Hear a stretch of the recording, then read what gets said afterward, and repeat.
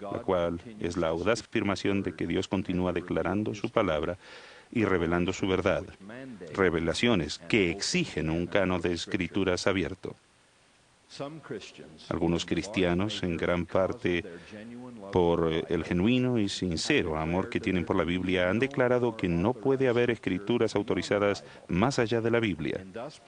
Al decretar cerrado el canon de revelación, nuestros amigos de algunas denominaciones cierran la puerta a esa expresión divina que en la Iglesia de Jesucristo de los Santos de los Últimos Días estimamos tanto. El Libro de Mormón, Doctrina y Convenios, la perla de gran precio, y la guía continua recibida por los profetas y apóstoles ungidos de Dios. Sin atribuir malos sentimientos a los que tomen esas posturas, respetuosamente, pero con firmeza, rechazamos tal caracterización del cristianismo que no se basa en las Escrituras. Uno de los argumentos que con frecuencia se utiliza para cualquier defensa de un canon cerrado es el pasaje del Nuevo Testamento de Apocalipsis 22:18, que dice: yo testifico a todo aquel que oye las palabras de este libro, si alguno añadiere a estas cosas, Dios traerá sobre él las plagas que están escritas en este libro. Sin embargo, existe un contundente consenso entre los especialistas en textos bíblicos de que este versículo se aplica solo al libro de Apocalipsis y no a toda la Biblia. Prácticamente todo erudito de la actualidad reconoce varios libros del Nuevo Testamento que muy probablemente se escribieron después de la revelación que recibió Juan en Patmos. En esta categoría se incluyen por lo menos la primera y segunda epístola de Pedro, la de Judas, las 3 de Juan y probablemente todo el Evangelio según San Juan.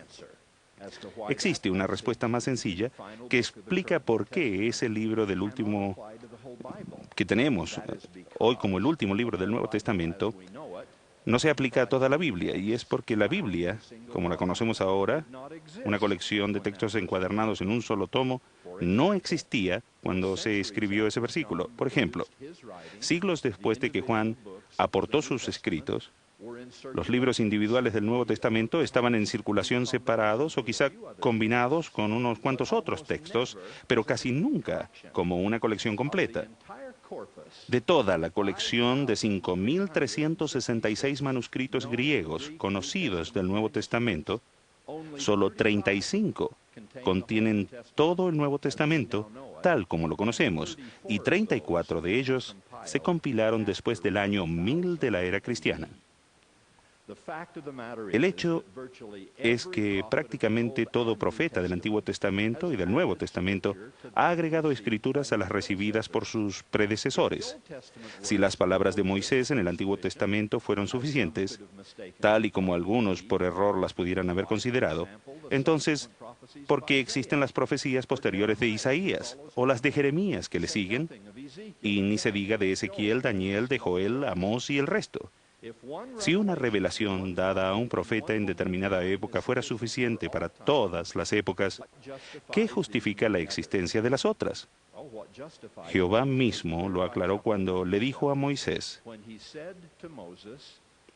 mis obras son sin fin y mis palabras jamás cesan.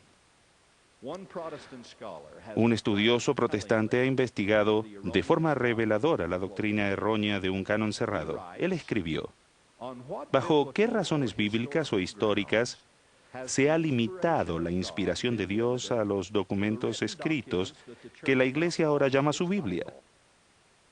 Si el Espíritu inspiró solo los documentos escritos del primer siglo, ¿significa que el mismo Espíritu no habla en la actualidad a la Iglesia sobre asuntos que son de gran importancia? Humildemente, les hacemos la misma pregunta. La revelación continua no degrada ni desacredita la existente. El Antiguo Testamento no pierde su valor ante nuestros ojos cuando se nos presenta el Nuevo Testamento. Y el Nuevo Testamento solo se ve realzado cuando leemos el Libro de Mormón, otro testamento de Jesucristo. Al considerar las escrituras adicionales que los santos de los últimos días aceptan, podríamos preguntar, ¿acaso los primeros cristianos, quienes por décadas tenían acceso solamente al Evangelio básico según San Marcos, considerado el primero de los evangelios que se escribió, se sintieron ofendidos por recibir las relaciones más detalladas de Mateo y de Lucas? Y no se diga de los pasajes sin precedentes y del énfasis revelador que ofreció posteriormente Juan. Seguramente se regocijaron porque seguían recibiendo pruebas cada vez más convincentes de la divinidad de Cristo, y asimismo nos regocijamos nosotros. Por favor, no me malentiendan. Amamos y veneramos la Biblia, tal como el elder M. Russell Ballard enseñó tan claramente desde este púlpito hace un año. La Biblia es la palabra de Dios. Siempre se le menciona primero en nuestro canon lo que llamamos los libros canónicos de la Iglesia. De hecho, fue un encuentro divinamente ordenado con el 5º versículo del primer capítulo del libro de Santiago, lo que llevó a José Smith a su visión del Padre y del Hijo, y que dio origen a la restauración del Evangelio restaurado de Jesucristo en nuestros tiempos. Pero incluso en ese entonces, José sabía que la Biblia por sí sola no podía contestar todas las preguntas de religión que él y otros como él tenían. Tal como dijo en sus propias palabras, los ministros de su vecindario estaban contendiendo, en ocasiones con ira, en cuanto a sus doctrinas. Sacerdote estaba contendiendo con sacerdote y converso con converso, en una lucha de palabras y contienda de opiniones. Casi lo único que estas religiones en contención tenían en común era, irónicamente, su creencia en la Biblia. Pero tal como José escribió, los maestros religiosos de las diferentes sectas entendían los mismos pasajes de las Escrituras de un modo tan distinto que destruían toda esperanza de resolver el problema en cuanto a cuál de las iglesias era la verdadera, recurriendo a la Biblia. Claramente, la Biblia, que con tanta frecuencia se describía en ese tiempo como el punto de encuentro, desafortunadamente no lo era. Era el campo de batalla. Por consiguiente, uno de los grandes propósitos de la revelación continua por medio de profetas vivientes es declarar al mundo, por medio de testigos adicionales, que la Biblia es verdadera. Un profeta de la antigüedad dijo que se escriben estos, refiriéndose al libro de Mormón, con el fin de que creáis en aquellos, refiriéndose a la Biblia. En una de las primeras revelaciones que recibió José Smith, el Señor dijo, «He aquí, no traigo a la luz el libro de Mormón para destruir la Biblia, sino para aumentarlo». Es necesario señalar algo más.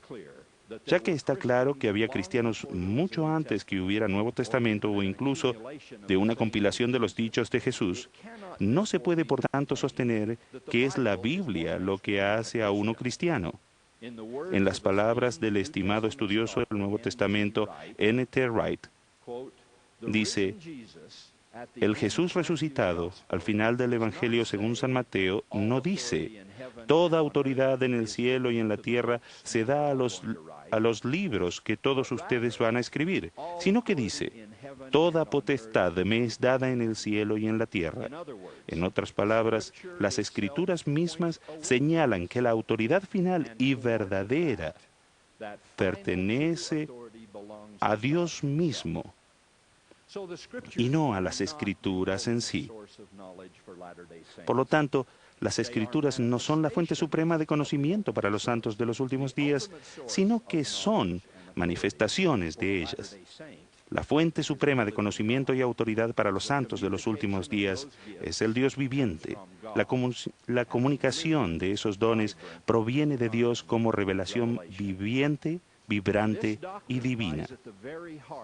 Esta es una doctrina fundamental de la Iglesia de Jesucristo de los santos de los últimos días y nuestro mensaje al mundo, con el que se resalta la importancia de la asamblea solemne de ayer, en la que sostuvimos a Thomas S. Monson como profeta vidente y revelador.